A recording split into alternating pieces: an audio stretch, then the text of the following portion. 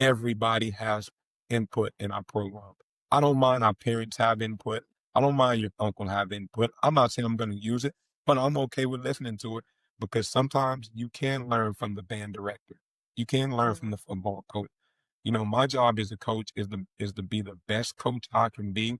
And sometimes I need help from other people. And I think that separates us, man. I invest in our players, but I also want our players to invest in the program themselves.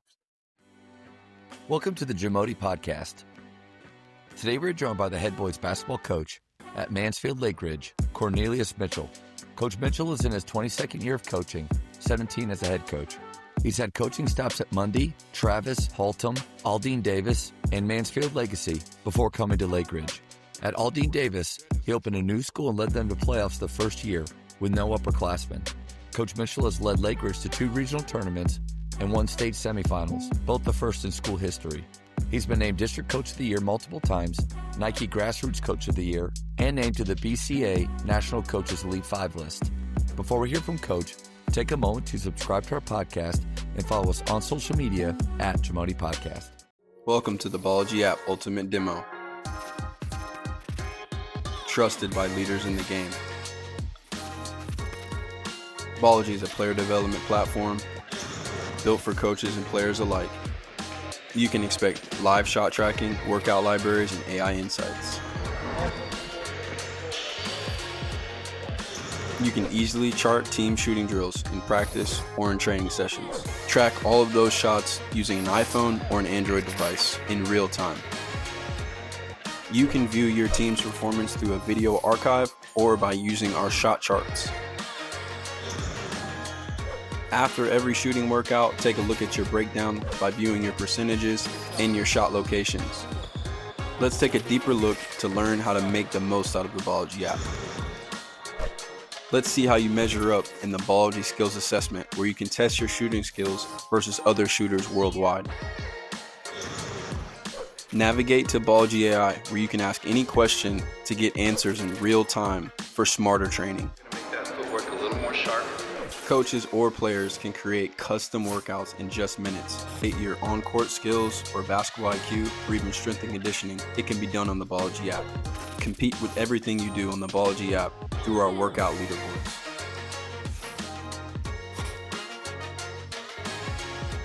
Elevate your game with the Ballology app. Download it for free today. Coach, how we doing, man? Oh, man, not too bad. I was hoping I had it right this week. We're getting on. All good. We did it. We got on here, man. I appreciate the invite, man. Excited about it. I always hear a lot of good things about your podcast. Man, I appreciate that. It's been a blast over the last 5 years to get to have so many coaches on and get to learn from them, guys like you that I just appreciate kind of what you've done in the past and just want to learn more and appreciate you wanting to share as well. Yeah, I hope we have something to share. We'll see. I can just tell you what I've kind of been through. It's a struggle right now. It is a struggle, man. It's a struggle. Tell me a little bit about what's going on right now. How's your fall been?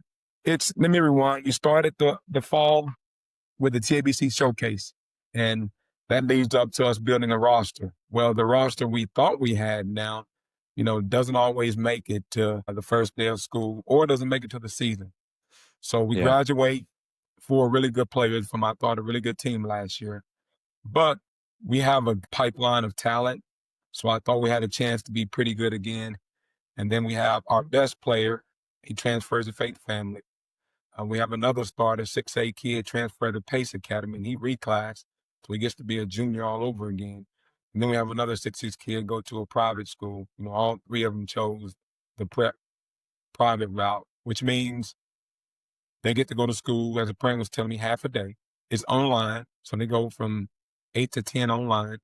They show up to school, they lift weights for an hour.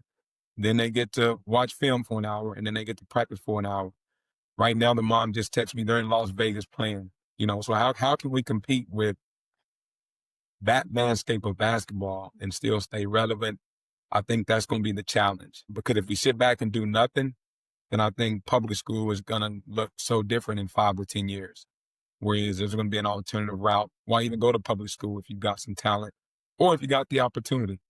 So we're going to have to get more creative in what we offer and what we do with our programs and just how connected we are with our teams and what's going on with basketball.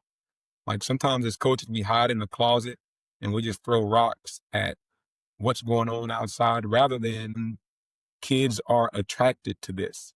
What are they doing that we're not? And then how can we better educate ourselves so that we can fight this battle? Because I think public school is important. I think it has value, and I think our kids can benefit from it. So how can we still fight for, what most of us have been through our whole life? And it's under attack. The academics under attack. The athletics is under attack.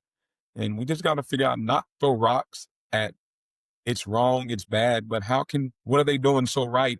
And what are we doing so wrong that kids are more attracted to it? So I think that's the challenge that Well said.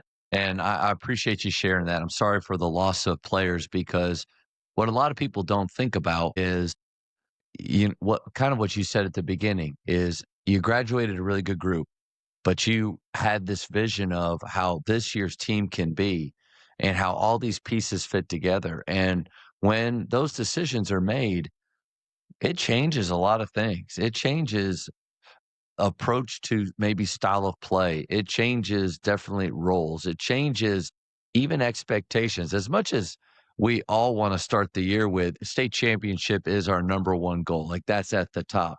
It's not always probable for everybody. It's always possible, but not always probable that we can all do that. And so those players really, they can change things up. And then you nailed it. When you were talking about why they're making those choices and what are they going to, man, you played and I played, back in the day, that wasn't an option, but that sounds pretty darn good.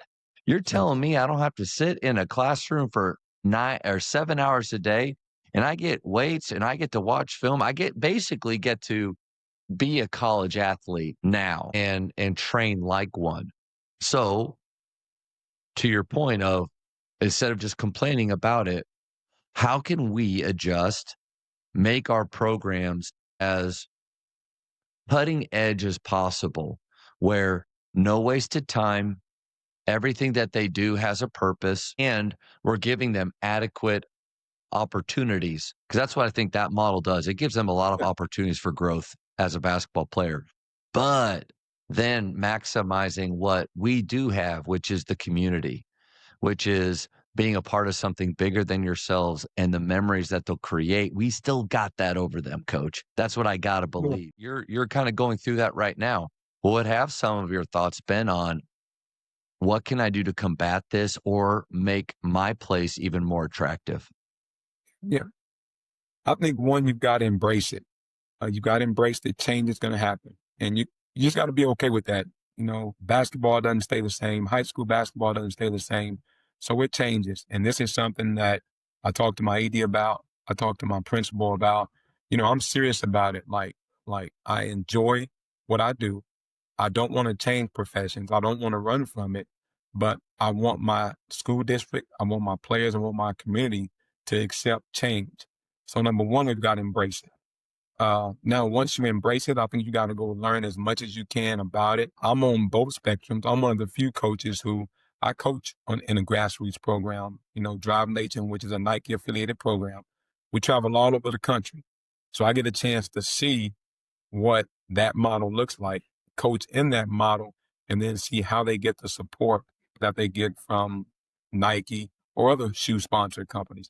And it's all about talent. Parents sometimes. That's the major thing. And parents. I feel like parents really support those programs pretty heavily where I don't know if you feel this way. Sometimes sitting in the stands, or being in the gym, I don't know if I feel that same support from the stands as I did when I coached select ball. I know, and it's different. The parents have been brainwashed, and I shouldn't say brainwashed, they really believe that grassroots basketball gives them a better opportunity for their child to be successful and get to the highest level. And what they don't know is it's not so much grassroots basketball, it's the talent that their child possesses. So I had the chance to coach one kid this summer. He's a public school kid here in Texas, and he's one of the top recruits in the country. And he has chosen to stay at his school. And he's gotten the exact same opportunities. In fact, turned down some as every other player that's left or more. He's probably one of either the best player in Texas or number two, arguably. Well, number one and number two, both go to public high schools here in Texas. So, man, it still works. But that model maybe doesn't work when you have somebody who's selling you on, we're traveling to Vegas, you're going to get more exposure, you're going to get all this. And in some cases, that's true. But if you're really, really good, coaches are going to come find you. And, you end up in the summer where summer should take care of all that. Your opportunity to travel all over the country, sometimes all over the world, your opportunity to be in situations where you can play in front of a lot of college coaches, which the reason why the college coaches are is because there's more prospects there. They're not just coming to watch you, they're coming to watch, an enormous amount of talent in one setting. So they can get all their shopping done in one place. But you get that during the summer. And what the prep schools have done is they've taken that model to the grassroots version. Now they just go get all the talent, and now that talent is available year-round, basically. And it's just a sales ship that works. I mean, it's a model that is working in some cases, but our model still works. And we've got to figure out how to sell our model. And I think a lot of that is studying what they offer and how we can take what we do and why it's important. And we've got to become better salesmen. And I think a lot of coaches run for that. And their answer is, if you don't want to be here, then just leave. Well, they're going to leave. I mean, that's not a good philosophy anymore. Right. I mean, they're going to leave. I mean, they're going to leave. So I no longer say that. My big salesmanship now is just, man, I want to connect to your soul. I want to connect to your spirit. I want this to be a lifelong relationship, whether you make it or not. And I think you have to be genuine about it. And I think as coaches, I tell this story all the time. When I was in Houston, I coached a kid named Royce. I don't know if I can say his name, but he's not playing high school basketball. No, his name is Royce Ham. And he was the best freshman. He was the best eighth grader in the city.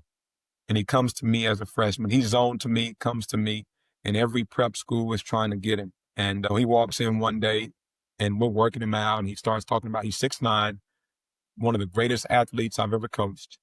And all he wants to do is shoot threes because somebody has told him at the next level, or if you're going to play at the next level, you have to be able to shoot the three. And I kept telling him, man, you're the best rim protector. You're the best paint scorer we've got. And in high school basketball, that's still important. Well, we get to our first scrimmage. I'll never forget this. He comes down the floor, right off the back, pulls up, shoots a three. Airballs it. It doesn't even come close. He comes down again, he misses it. Long story short, it was an embarrassed scrimmage for our program, for us. And I spent more time yelling and screaming at a player than I do at coaching my. So that was a Saturday scrimmage. You know how it is on Saturday. That first scrimmage is on Saturday. On Monday, I'm miserable. On Sunday, I'm miserable. I go to church and I'm like, this kid can't play for me. I call our staff. I'm going to kick him off on Monday. I'm miserable. So we get to film. And I'm showing him on film. I've got a play, and I'm like, you know what? I wonder if he knows how bad he looks. So, he shoots his first one, and he misses it. I said, Royce, what do you think? He's like, oh, coach, I just hadn't got going yet. Shoots another one, and it's just a bad. At the end, he's saying, coach, I was just a bad game for me. I just got to shoot more. And I'm sitting there going, shoot more? Like, I'm lost. So everybody leaves, and I said, look, Royce, what's going on, man? Like, I can't let you play for me like this. He's like, coach, look, my AU coach, they're telling me I have to be able to shoot the ball in order to play at the Division I level and be a pro. So I said, okay, I get that. Right now, you're not a good shooter. So as a coach, I've got to invest in his dreams. His dreams is not right now. He's not living in winning a state championship, winning a district championship. He's living in 3, 4, 5 years down the line. And I think that's important. Kids don't live in the now anymore. Like, they're already living in where I'm going to college, how I'm going to get to the pros.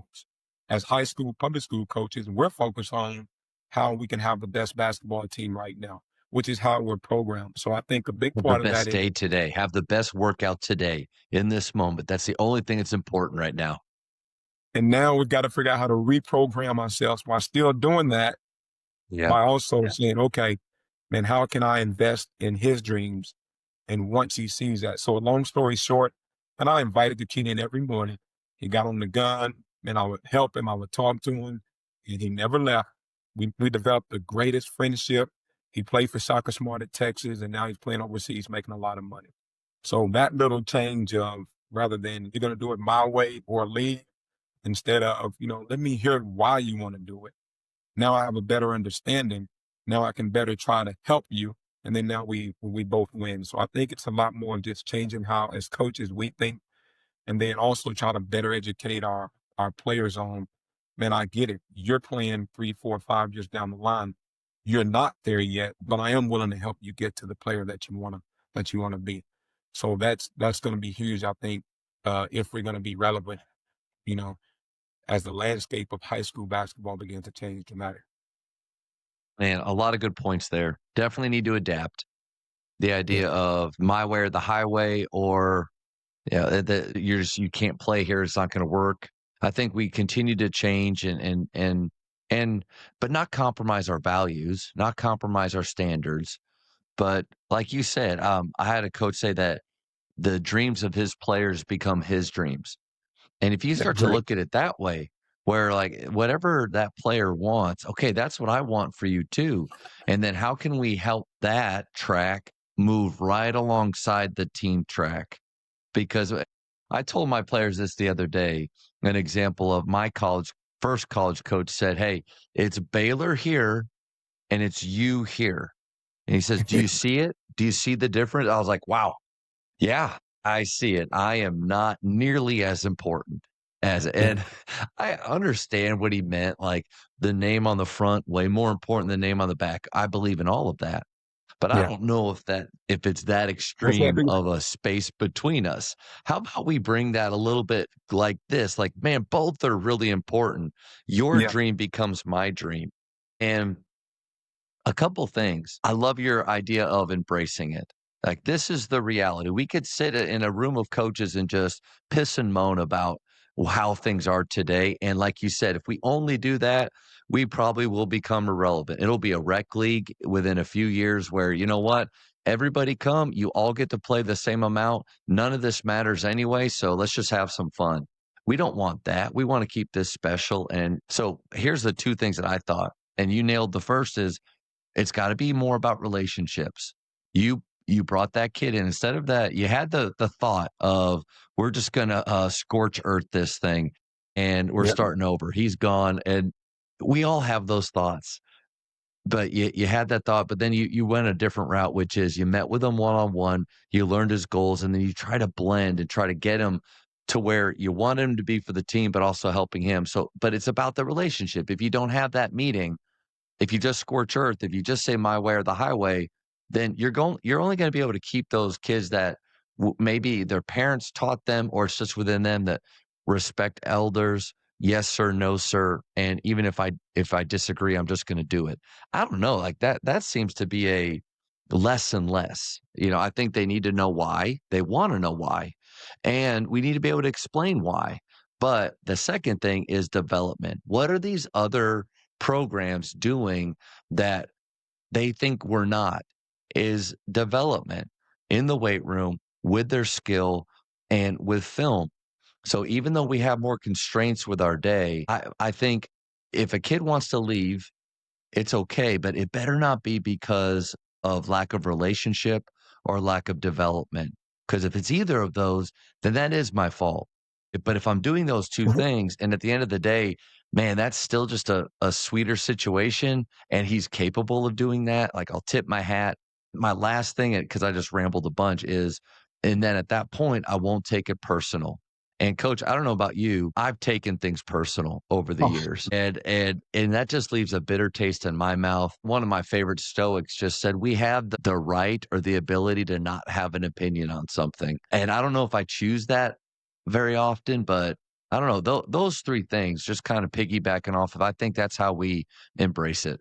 But I'd love to know a little bit about now. We just had, I think, a very serious talk that a lot of coaches are thinking about, and they're going through these situations now. Change the view of your program, and what's one thing that makes your program different? Like, we really truly invest in being connected with, one, what we do, two, connected in our players' lives. Like I'm serious about knowing who their trainers are and building a relationship with them, who their parents are, whether they're together or divorced. Anybody that has that kid's ear, like the one thing that I can say we do different is we make a connection between like our kids' basketball life at our school and then, what his life looks like away. And we try to blend and connect the two. And man, we're intentional about it. We're intentional about, man, we're going to go watch our kids play. And even if it's bad basketball, whatever you want to say, I hear coaches say, I don't have time to go watch every one of my kids play. Man, we're going to invest in going to spend some time because I think that's truly important. But our ability to invest in each other, selling each other on caring about each other, like our kids hang around.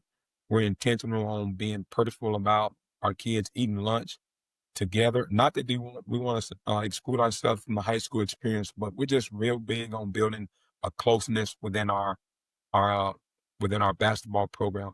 I think that will help with kids leaving because now they're just not leaving an opportunity to play basketball.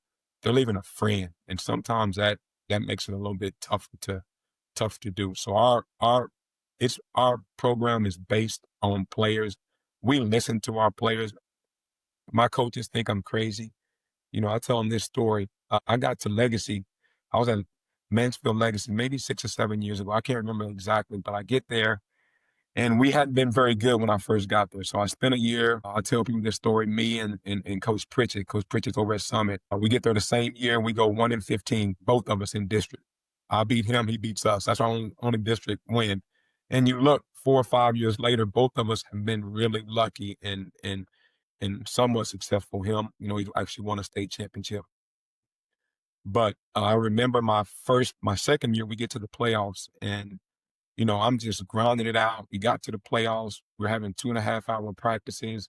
We got that week between our first playoff game. We're going 2 hours. I'm like, we got to the play, I'm killing them. And, we play a forward OD wide and they just embarrass us.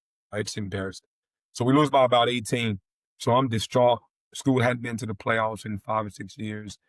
And man, I just took for granted how important it is to listen to what your players have to say. They've got so much information. So I bring my seniors in right before our banquet just to get some information. And it's unanimous. Coach, we were absolutely tired of basketball. We did not want to play anymore. And I'm like, wait a minute, we have a chance to go win state. Coach, we were just tired. Like we didn't want to be in there. And I noticed every time practice was over with, my kids would sprint out of the door, go get in their cars, and they're going home. And a lot of times we want to blame our kids. Oh, they don't love it. So it changed me. So now, we get to January and February and people think I'm crazy. We practice an hour no matter what. There are some days we have our kids take off their shoes and socks and come in and we just walk through and my coach is like, why? I'm like, well, if they don't have the shoes on, I'm not going to make them do a whole lot. And we're walking through, we're doing yoga, we're doing our scout. Well, now the last 4 or 5 years, we've had more success than we've had, but our kids, when it's time to go home, they don't leave anymore. They're actually staying around and they're shooting and they want to be there. And I just noticed we're better now later. So I say that to say, man, just listening to your players, man, I think, and it being player-led genuinely, like I really listen to them. I think that's, and I know I went on and on, but like I think that's good. one of the things that separates us is like I'm truly not the CEO, or maybe I am, but I'm not the king. Man, everybody has input in our program. I don't mind our parents have input. I don't mind your uncle have input. I'm not saying I'm going to use it, but I'm okay with listening to it because sometimes you can learn from the band director. You can learn from the football coach. My job as a coach is to be the best coach I can be. And sometimes I need help from other people. And I think that separates us, man. I invest in our players, but I also want our players to invest in the program themselves. So I think that's one thing that's just a little bit different than most people. I really take information from, you can ask the guys that have worked with me, I'll take it from everybody. Man, I would sit and talk to the choir teacher. Like, tell me man, you're on social media. Like, what are you doing? How are you getting so many people out for, I watch our band. They're out in the summer in the cement all day long. Yeah. How are you Yeah. how are you getting a kid to want to spend his summer walking around in full uniform in the heat? Like, that's something. Like, what are you doing? So I want to know. So I'm just really big. Our program's different because we take information from everyone, and we may or may not use it, but we're willing to take it from everyone. And our players know it. Sometimes our parents abuse it. They got too much, but I listen because I truly believe it's not my program. It's our program, and I'm serious about it. So I know you asked me a question, and I just, I know I always have a lot to say. My players do, but I'm really big on just taking as much information from as many people as I can.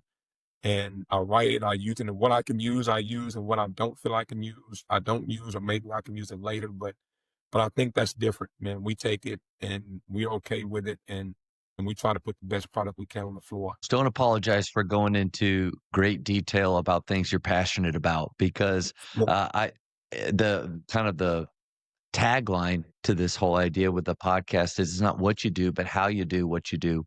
That's really important. And so you could tell me, yeah, we're really intentional, about connecting to our players in all their areas. And then there'd just be dead space, and I have to figure out or try to pull out, okay, well, what do you mean by that? Right. But so I thought you went into great detail about that. And man, I jotted down a lot of notes. And so I want to make sure I hit some things here. I had written down before in your first point about embracing it I wrote down AAU and high school coaches together. I think the more that as a high school coach, we can bridge that gap, I think it needs to be us extending that handshake rather than waiting for them to extend the handshake to us. And when I was coaching with Darren Williams Elite, I wanted to make sure that, and that which doesn't exist anymore, but it was fun.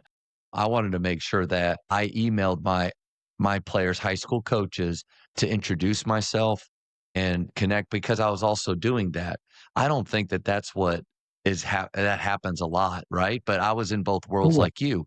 And so, but I can remember as a younger coach at Naaman Forest telling my players that, listen, all right, we got to work out today, and we have so many bad habits that you've created from select ball that I need to fix.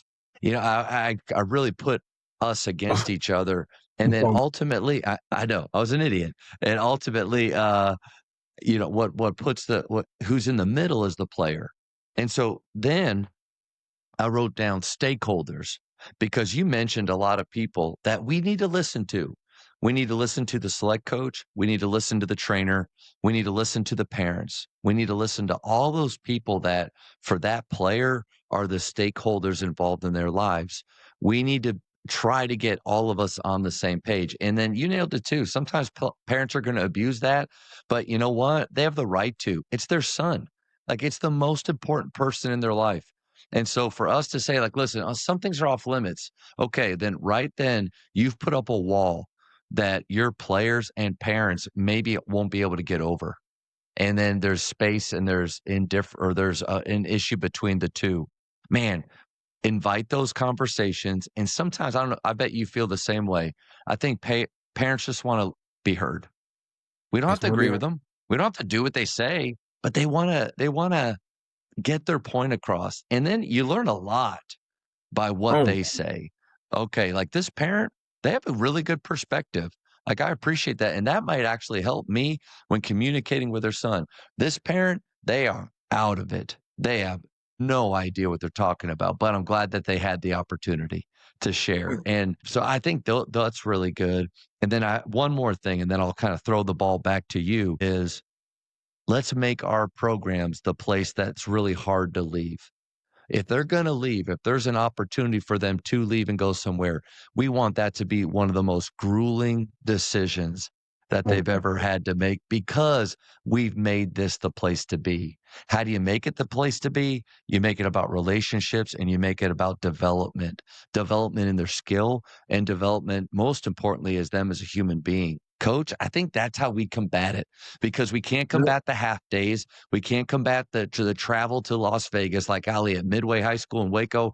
We're not leaving. We're going to Dallas, Fort Worth, and Austin. Like, that's as far as we're traveling. And I'm pretty happy about that, but But man, we're going to invest and we're going to give our very, very best, and let's make it a hard place to leave. The JAMODI Podcast is powered by Sideline Interactive.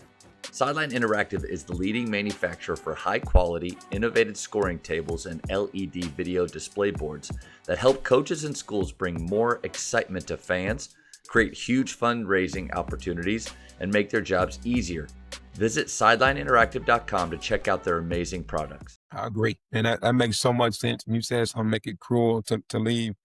We had a principal in our district. He's a former basketball coach at Summit, Coach Mutterer.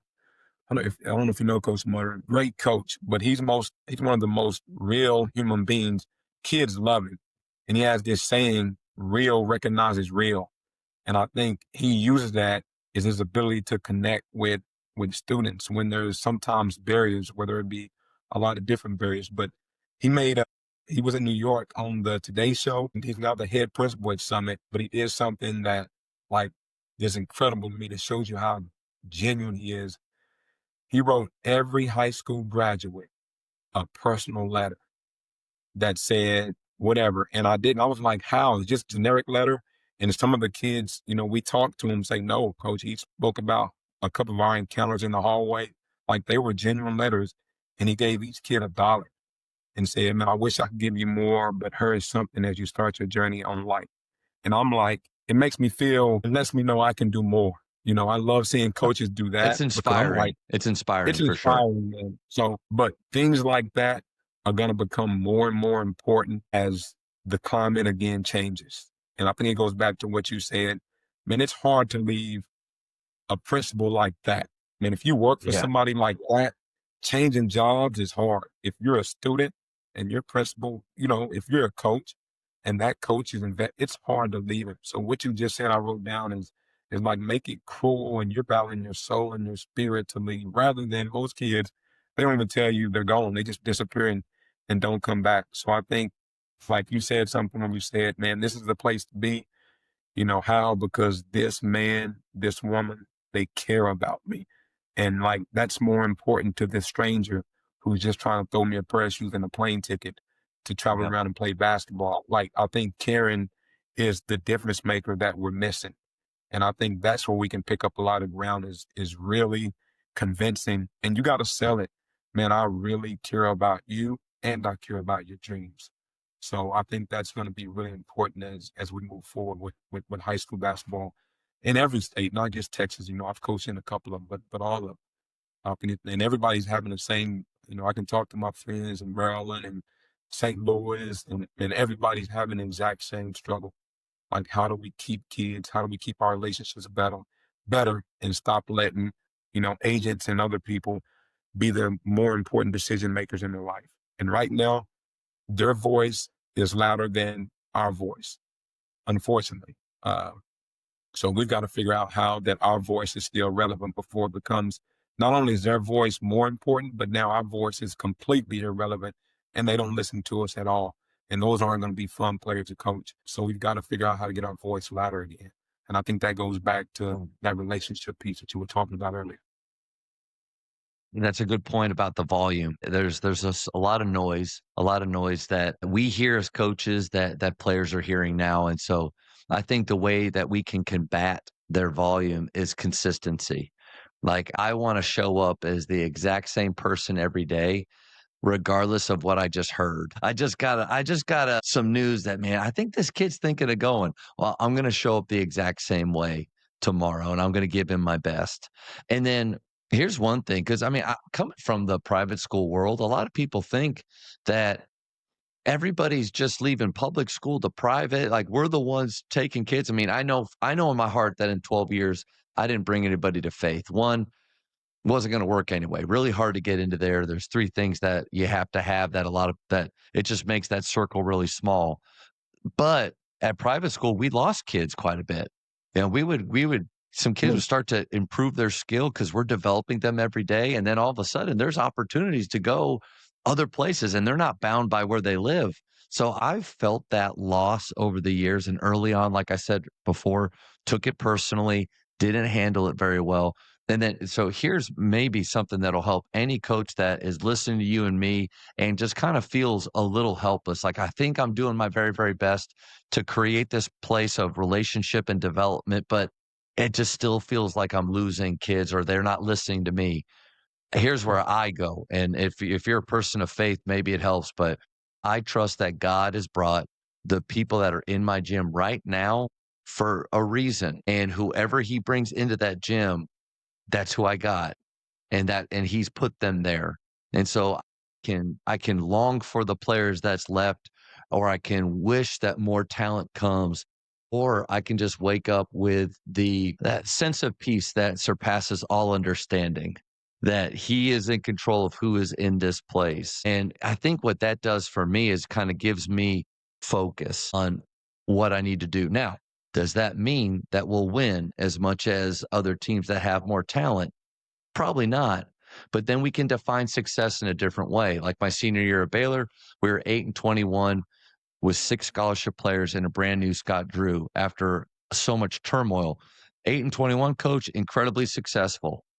Not the kind of thing that probably gets stories written about you, or you know, you don't have any banners there because 8-21, but we can define success based on who's in our gym. And I just got to believe that they're there for a reason. Oh, well said. And that's something else to think about is, sometimes you lose sight of the people that did stay and they get to see a lesser version of you because you've taken it personal that a player is left. And I think, they deserve still those kids that did decide to stay, that God did leave in your life. They still deserve the best version of you and they still need all of you also. So that's another great point that was made. Oh, and to your point right there, not even the ones that left, maybe some of them that are in your gym. And we both know that sometimes 2 or 3 players dominate 80-90% of our focus. And not just because we're teaching them, but because it's going slow again, not bringing his best. That's not. I always say, if Coach Sayman can guard you, you're not going fast enough. Let's just have that out. Like, that's the standard. You got to go faster than if I can guard you or not. Right now, as a 43-year-old, we focus on them. And my high school coach, Tommy Thomas, when I was just starting out, I said, Coach, what's one thing you would do different? And he said, I would pay attention and get to know players 9, 10, 11, and 12 more. And I thought, oh, man. And then it's kind of like I heard that 19 years ago, and here I go again, year 1 at Midway, and I think I'm focusing on like 5 of them, really but I need to zoom out. And like you said, they're all there. They all want to be there. And some are giving more, but I mean, I need to zoom out more. Yeah, but I'm the same way, man. I remember, I think I spoke at, I can't remember what clinic it was, maybe the Mavs clinic, and somebody asked me. And that's one of the things with me that has become really important is if you look back at your teams, sometimes the ones that cause the most issues are maybe 7, 8, 9, and 10, because those kids do show up every single day. They're doing exactly the same or more as 1, 2, 3, 4, 5, and they don't get near the recognition or the playing time. And it's easier and I shouldn't say easier, but at least starters get to start and play. Imagine being Glory. 8. They get the glory. They get the glory. And imagine being 8, 9, 10, 11, 12, and especially on a bad team, because I've had bad teams and I'm like, we're going through practice.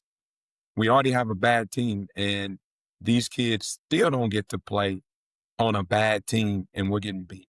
So like that's become so important to me in practice. When we practice, I coach the second group. Those are the guys that I coach. If we do anything live, those are the guys that I say the most to. Those are the guys that I spend more time with. I try to spend time because they need it. They need the reassuring that it's easy to say, Coach doesn't care about us. And sometimes it looks like that. It may not be true, but from what they see, they don't get to play. You don't coach them maybe as hard. And sometimes maybe there's a kid that gets away with something that he shouldn't because he's a little bit, I mean, I'm just being a real coach. Sometimes you tolerate more from a player who maybe is a lot better than player 11, 12, 13. And kids are not dumb. They see it. They're smart. So I think Coach Cal said it best, man. He intentionally spends more time with those in because he thinks they're important in practice and they are going to win some games from you. So you got to keep them engaged and believing in what you do because they can be team killers if they're on the end and their body language is bad and they're always unhappy. So a big part of that is investing in those. So I do think that's important. So hearing that 19 years ago or how long ago it was and now, that's incredible because it's even more true today because in today's climate, I was telling our coaches, I have to coach our freshmen more than ever now. In the past, what has happened is we start off at the beginning of the year and then we dump them on our freshman coach and we peek our head in the gym. Well, what I learned this year is 5 of those freshmen are now going to play on varsity and I didn't spend near enough time with them. That's my fault. I mean, there's no excuse for it. Well, those 3 players that I was counting on are no longer there. They're gone. So now the players that I probably could invest in more in are the players that I'm depending on now. So be careful who you You're employ. here now. So glad. Hey, come on. You get this time now that guy was getting. Yeah, no doubt. So my message would be with the way climate is set up and the transfer, man, invest more in those kids, even though they're not as good now. Man, sometimes we're going to have to coach more into the future. And I know that's hard.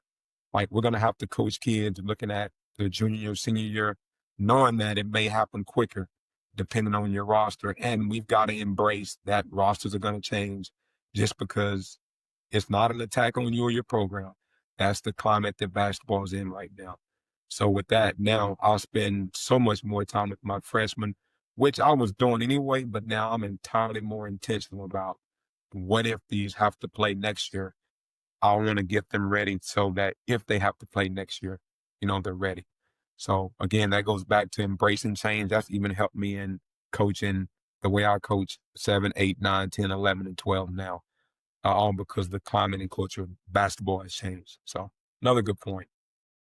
Another way too, we have to be careful of only focusing on a few is with social media.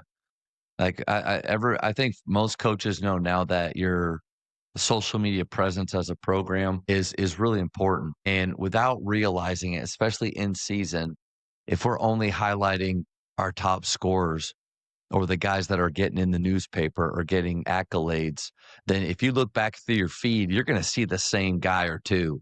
And then you're leaving 8 to 12 other players pretty much off of your platform.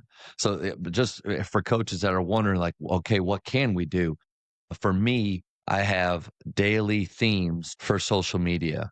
And when I was at Faith, it was My Verse Monday, where everybody's going to tell me what their favorite verse is and then why. And I make a graphic with that kid, his verse, and that's out there for that day. Get to know your player Tuesday. Everybody has their own day where there's like 4 or 8 or 9 things that, from favorite fast food to all of this. And you see other programs do this, but it's the consistent why I play Wednesday. That's a huge one because you basically ask them, why do you love our program and why do you love basketball? And then we get to put that message out there. Like, I think that's pretty cool. And if their parent sees that, oh wow, okay, he's telling me he's telling me he's miserable every day, and then he just put this graphic out of him saying, "Oh, I love it here." It's just another way. Can we send messages? Can we control the narrative of what's really happening in our program through social media? I think so. And then tie in alumni on Thursdays, and then Wednesday is Follow Friday, where it's just this graphic of a phone on its side, and they're kind of coming out of it like in some action pose. But when I do that 5 days, it's independent of wins and losses. And if you think about you have 12 players, they're getting something out there every week or two, and that can span across the entire season. Coach, all it takes is my time, but I think that's worth it. Yeah, I'm going to steal that, and I'm going to give you a call this week. And I may stop by. Like, I'll be interested in stopping by and watching and just talking. You've kind of got some stuff thinking and some questions I've been wanting to ask you, but just hearing that, like, I'm always trying to steal something, but that right there is going to be huge. Just being able to blast different people in our program, even our managers. Like, I can imagine our manager on social media representing our program. Yeah, so much included. We had a kid, a teacher came to me, and we had a foreign exchange student, And foreign exchange students is not the greatest of players. In fact, man, may have never played basketball in his life. So he comes from Germany and wants to be in our program. Of course, I say, yeah, I get the email. Man, we'll help his experience. Host parents are important in our community. And he's not very good. Well, anyway, a teacher comes to me and says, hey, man, they're just letting you know this kid is down. He's thinking about quitting. He wants to go play something else. And you're talking about just a bomb. I'm like, I've done nothing for this kid. I just coach him basically every day. Whatever drill, I just coach him. And just another example of how important it is to spend time with those who aren't players, because they still need the same impact. They still can be touched. And now doing something like this, including him in this, putting his face there would have probably made his day. And so that's something that I'm going to use because I think it's important that we emphasize, players who may not get the recognition because of their talent, they still get recognized for other things. We really try to celebrate. We've had 4 or 5 years in a row. We've had seniors who make all A's. Like they're incredible students. And we do a big deal with, we put them in a circle, we clap for them. There's some stuff that they can get out of. They can, they can do some stuff. But like now it's becoming an increased deal where more and more kids are trying to do it because they see value and they're getting the coach's attention. And I don't think coaches, teachers realize, man, our youth, they're fighting for our attention. Like they want attention. And if they can't get it from you, then that trainer who does give them a little bit more attention, they're probably going to respect and listen to a little bit more just for the simple fact that they give them more attention than you do. And we have so many, I'm assuming most coaches are like me. You have 9th grade through varsity. You have 50, 65 kids. You have a bunch of middle school kids who their parents are saying, we have choices now. You got to get down here and watch us. You have athletes that play other sports. They want you to come to their sport. So, man, they want your attention. And I think being intentional about giving them your attention is huge. And I know I said a lot, but that just goes back to something as simple as having a day, every single day with a theme. Man, I'm going to steal it. And I'm going to find a way to make sure every single kid in our program gets a chance to be recognized as a part of our program. And, people are getting likes. I mean, you're going to get, like, if you do social media right, people are going to respond and it means something. And they get attention, which is what I think they want in the first place. And at the end of the day, the cost is just our time. That's it. It doesn't cost anything else. And I think we can sacrifice in other areas. I mean, I hate to say it, but I'll probably work on a social media post before I start doing scout work. Like I view it that important with the team. And also too, we play a pretty simple style that it's more about us than them. All right, Coach. Hey, these are the speed round questions. First thing that pops in your head, just go ahead and blurt it out. Ready?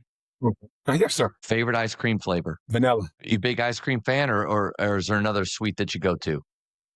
I'm not a big ice cream fan, really not a sweet fan. For me, Your body's my your sweets temple. I get it. I love fruit. And my favorite fruit, I love grapes. And I love pineapples. Like that's my go-to. Nice. I used to enjoy Chips Ahoy cookies, but I've kind of got away from them. Can you still demonstrate? Can you get out there and make it look good still? I can't. I don't know how long I could do it. I still try to get out there. I told them I would, they asked me every day. When I got to Legacy, there was a video that went out. I don't know how, but a kid, we weren't even in athletics. We were in the gym after school. A bunch of kids were hanging out. And one of the kids, I was playing them and joking around. And then a kid said, Coach, you can't dunk a basketball anymore. And I go up and kids out themselves and I go up and dunk it. And I'm like, oh, shoot, I can still dunk it. But anyway, that was 4 or 5 years ago. The video went out. So now our kids ask me every single day, Coach, can you still dunk a basketball? And I don't even try, but I need to get in. I need to go try it. But I'm afraid to miss because everything they do right now is live. And they're going to post it. But again, I do try to demonstrate every once in a while, but kids are, man, they're more aggressive and they're some of these kids are just, they're talented, man. I don't remember being kids as good, as young, as big as young, playing basketball. They're I hate to say it, kids are more advanced than than maybe we were. I mean, I don't know if we could say that. And maybe because they have access to more stuff. You know, I grew up living in a couple of different places, but you just go to the park and play basketball, or different parks in different cities. And now these guys got access to YouTube and trainers and stuff that allows their mind and their creativity to be way more advanced. And so again, I ramble. I know it's a speed round, but No, it's okay. I think they're more skilled for sure because yeah, skill work is more common now, and it's more common to focus on development now. Where I love my high school coach and the things we did, but 2-line layups and things, that was about the extent of skill work. Like, and now I did ball handling. Pistol Pete was a big influence of mine with his homework basketball. But coach, I was so rare. I got to Baylor and we were doing 2-ball drills. And I looked around at my teammates like they had never done those before. And I just, because of the Pistol Pete and the skill trainer I had, that I was lucky when I was young, he taught me all those things. And so, but they are more skilled. I think where you and I, and where we were stronger and where they're less, they're more, they're less, what am I saying? They're deficient now is in feel, in recognition. They can do a lot with the ball, but then you put a defender and 4 other people and they don't know how to work together yeah, naturally. Where do you learn that? You learn that in pickup. You learn that in free play. You make mistakes and you figure out, okay, I try to go this way, but there's 2 bodies there. Like, why did I do that? I lost the ball. Everything's so structured that they yeah. don't have that opportunity to fail like we did. Man, I remember outside of Berwick High School at the outdoor courts, getting to play against older guys. That probably sucked. They were probably bad, but when I was young, they were the best that I ever Yeah. played against. And so I think I agree with what you said. They're skilled. Greatest shooter of all time. Man, another good one. I would say Ray Allen, Larry Bird. So in that Very era good. where Michael Jordan, I mean, I was at that era where like Larry Bird, I caught the end of Larry Bird magic, and then Jordan's whole realm, and then you had the Ray Allens, Yeah. the Reggie Millers. But I would say Larry Bird, Ray Allen, two of the greatest shooters. I'll tell you what, you and I were lucky for our middle school to high school years to be in the late 80s and 90s. To get to at that age be watching those guys, live. That's pretty special because the players today, I mean, they can watch Last Dance and that gives you a glimpse, but it's different from sitting on your couch watching Jordan play the Jazz again. He steals it, he has it.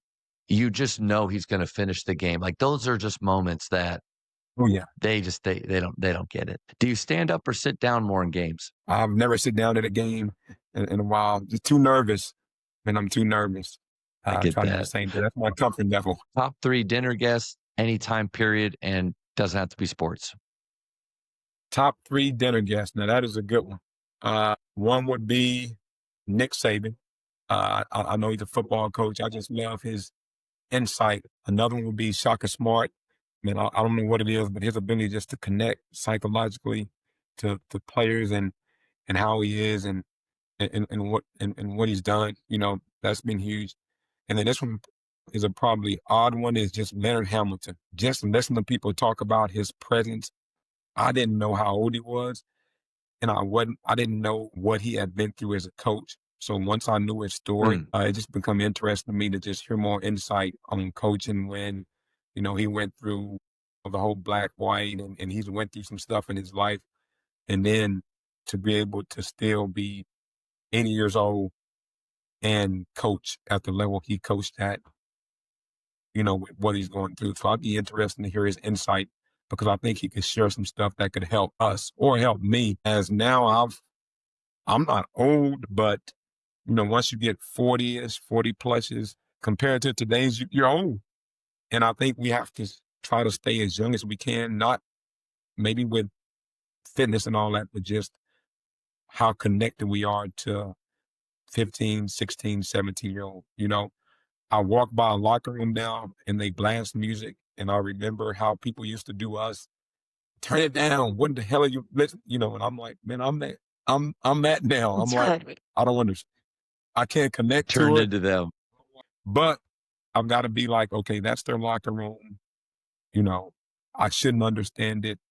every once in a while I'll try to pick up a verse and then say it to them, and then they laugh about it. And now all I'm building is all right, they'll make fun, or I try to do a dance, they do. But all I'm doing is, guys, I am trying to embrace who you are and you are, and everything's about not coaching you like it's, early 2000s, late night, so I'm embracing it. And I think kids enjoy it when they see you do try to embrace how they live and where they are in their life, rather than everything has to be, no, we want you to live like you're 40 already, when really you're a 16, 17, 18-year-old kid Yeah. who's going to make a ton of mistakes like I did.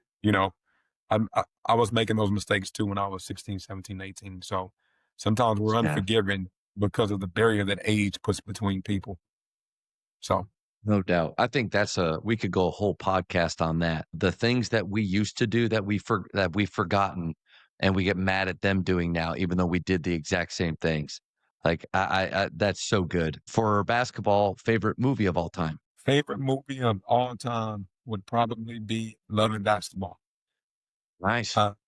It's a good movie that my wife enjoys, so it gives us a chance to talk basketball a little bit. But just seeing basketball touch, because basketball touches so many parts of life, like it really does.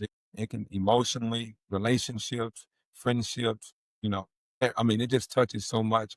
And I think that movie kind of summed up just how, basketball is just not putting the ball in the hoop. It goes outside the court, and there's so much pressure, as we saw that happen in the movie, that causes people to go through different things. And sometimes people use it as an escape. I did. I grew up living a lot of different places because of what my parents went through. And basketball was the one consistent thing that allowed me, not to end up where my siblings did or my parents did. And it saved, I know you hear it all the time, but it really saved my life. And now I get a chance to use it to impact others. But I got to see, I like movies that allow you to take the sport and it impacts people in other aspects of their life besides just basketball. I hope that makes sense. Good. But it touches so many parts of life, or it has mine, that there's such a bigger impact of basketball than just basketball. And I think in all sports, I'm not being selfish, but it's just the sport that I love. But I'm sure there's other sports, but like basketball impacts so much outside of basketball that I think we lose sight of that and we just focus on the basketball aspect of it. So Probably need to end it right there, but I'm going to go with two more questions. Yes, sir. Your favorite book that you'd give someone? 10-Day Contract by Rick Pitino. Man, that book it really gives you an outlook on living each day to the fullest. But, he always alludes to NBA players being on short-term contracts, whether it be 7-day, whatever, and how much more locked in they're in, and how hard they practice, and how they're fighting for a chance. And the whole book is around the premise of what if we woke up every single day and we lived our life like we only have we're on a 1-day contract, and you don't get another day unless you maximize it and live it to its fullest. How would that change how you approach the day? Like, incredible book. Like, I try to read it once a year because I forget so much stuff, and I'm like, man, I forgot that. But it's actually sitting on my desk now. But it's a big perspective on getting the most out of the day, and we forget about it because all we picture is there's going to be a tomorrow. And, I had a coach say, two of the least important days are yesterday and tomorrow. And we forget about the most important day is like the day we're in right now. And we're either focusing on too much on what happened yesterday, or we're focusing on too much on what should happen tomorrow. And we lose complete sight of like making the absolute best out of today. So 1-Day Contract, great book. I'm not going to go through any of the other questions just because that was a great way to end the speed round. And I just want to thank you so much for not only coming on and giving up your time, Thank you, man. but being so honest about struggles you're going through, things that you've learned, because you got to imagine it's like if one player has a question, probably a lot of them have that question. If you're feeling Yeah. something as a coach, probably a lot of coaches are. I know I am too. And so just really appreciate that. That was awesome. Man, I really appreciate being on. Congratulations on your new job, man. They got an unbelievable coach, and I'm gonna give you a shout here. There's some stuff that I've been wanting to talk to you about anyway. So I love to just sit down and ask questions, and hopefully you got some stuff that can help me in my struggles and help my program be better. So I mean it. Glad to be on this. I wrote some stuff down. So man, I've got something. This is gonna help me. So I appreciate it. Thank you for checking out today's episode. Please take a moment to subscribe to this podcast, share it with your fellow coaches, and find us on social media for what's coming up next on the JAMODI Podcast. It's just a matter of doing it.